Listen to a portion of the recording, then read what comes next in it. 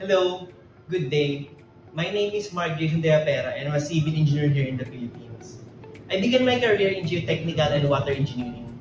But I soon realized that my true calling was in energy, where infrastructure meets sustainability. I transitioned my work into developing a hybrid energy system for the Polillo group of islands, which is one of a remote islands in the Philippines. There, when I worked there, it opened my eyes that not everyone has access to energy.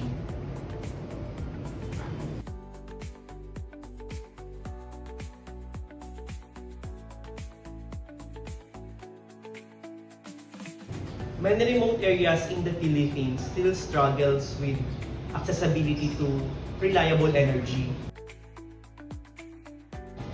It limits growth, education, and resilience.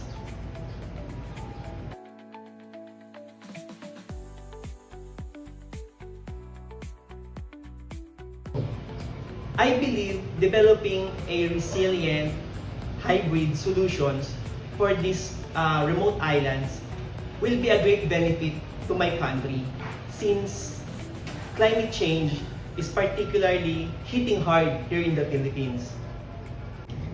I believe that developing small, resilient, and climate-adaptable energy systems will greatly benefit these societies.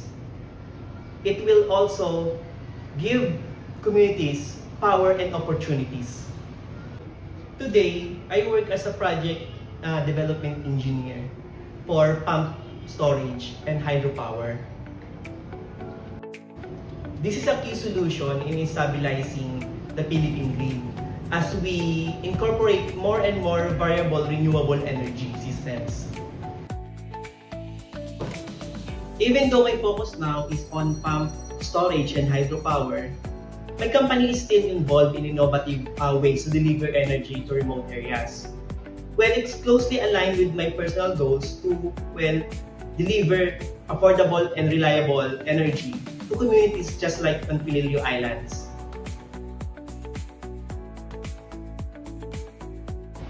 Through this youth forum, my mission is to share, gather, and learn knowledge on how to develop a sustainable and resilient energy system that delivers energy to the people who need it the most.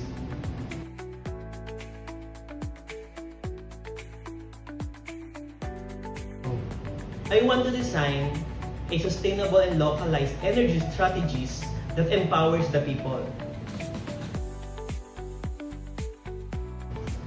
I want to help and shape the future where clean energy is not a privilege, but a foundation of development and sustainability where everyone has access.